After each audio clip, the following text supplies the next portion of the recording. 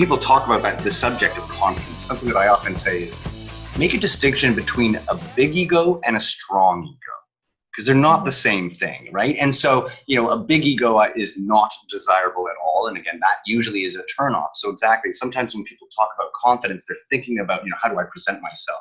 How do I look and seem confident? But if you don't really feel good about yourself, people see right through it. That's the thing, is you can't really fake it anymore.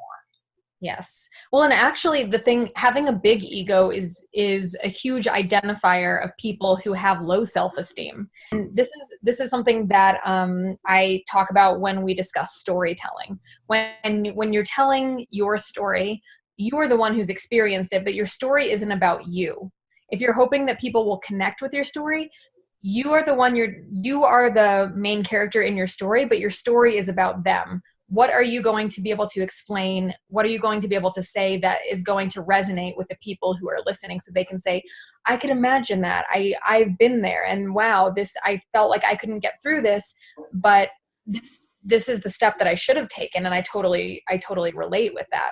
Like, of course, you want to promote yourself in this really positive light. You want to have a lot of confidence. But the thing that really allows people to connect with you is talking about where you came from to get to where you currently are. So let's talk about where empathy comes into the equation. Because for me, that's a big factor. I think anybody, certainly in marketing and communications, that to me is the number one skill.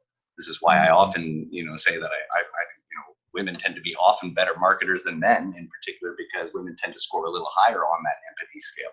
So tell me your thoughts about, where does that fit in? Well, a lot of people get like grossed out or get this icky feeling when they hear the word empathy. They think of something that's mushy gushy, but really another way that you can look at it, or other words that you can use, are understanding the needs of the person you're speaking with, or understanding the needs of the people that surround you.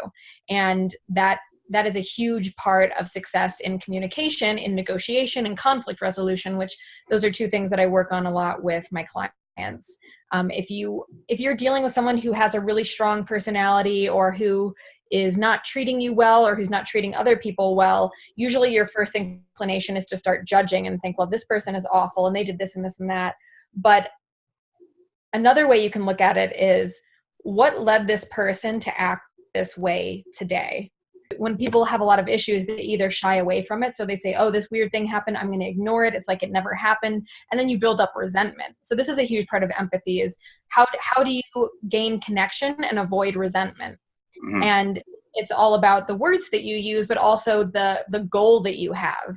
Yeah. So there's a 3-step process that I use with people when they're dealing with conflict, or when they want to get to a solution or want to respond in a way that's powerful.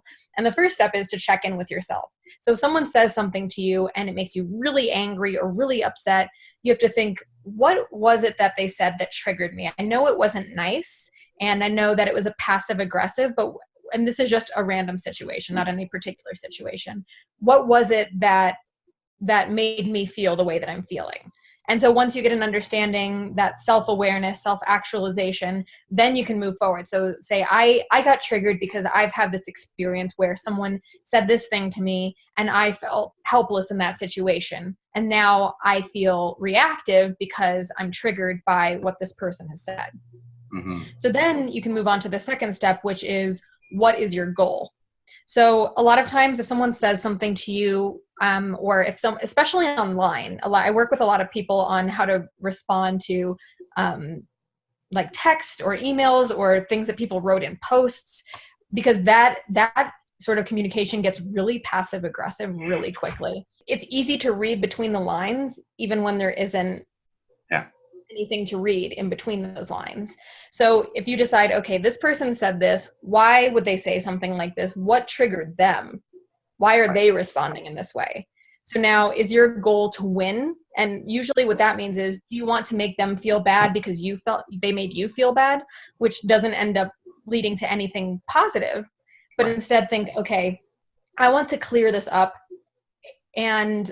Or if something is just totally out of control, maybe this isn't something that I should respond to because this isn't going anywhere fast. I should pick up the phone and call them and say, hey, I wasn't really sure I think we got some wires crossed, and I wanted to check in with you because it seems like we're not on the same page. Like, how can we fix this?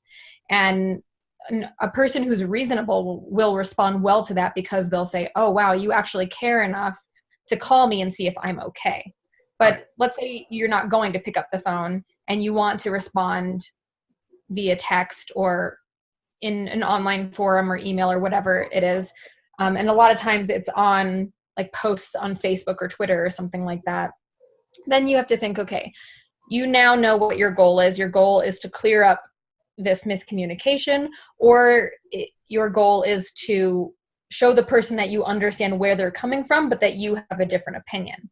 So now you have to decide, what is your process? How are you going to go about doing this? And this all comes back to storytelling, and also in another way, like presenting a new product almost. So if you think about some things that people are willing to accept are usually iterations of things they're already comfortable with. The things that we believe in an ultimate way, and we surround ourselves with people and things that confirm those thoughts. So if someone feels very strongly about something and they say that to you, and that conflicts your thoughts and your beliefs and your feelings, the way that you can avoid conflict is understanding, okay, well, this is their strong belief. Let me appeal to that belief, but also show them that I think differently, and here's why. And this is something that you can think of also when you're talking about politics.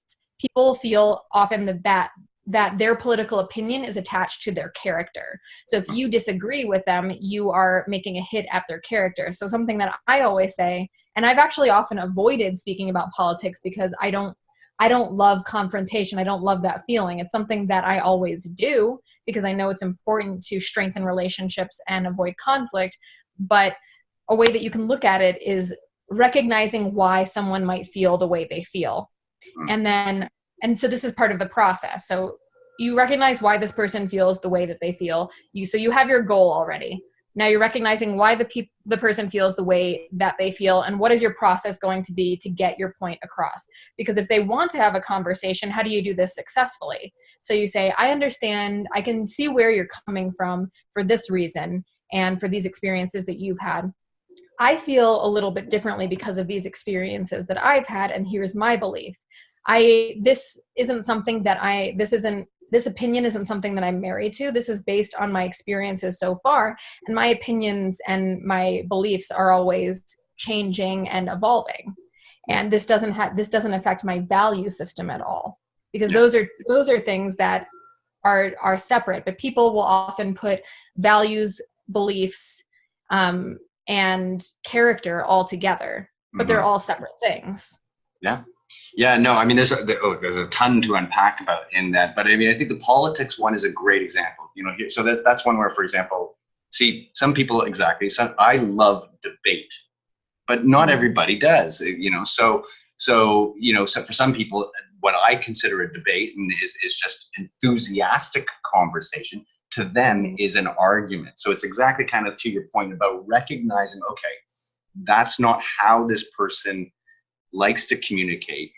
I think one thing too that's always important in those situations too, I think sometimes, is recognizing that sometimes people, and certainly today, this is almost a problem. One thing that I've almost been preaching a lot about today is curiosity over certainty. Yes. Let doubt prevail. Balls in your face right now.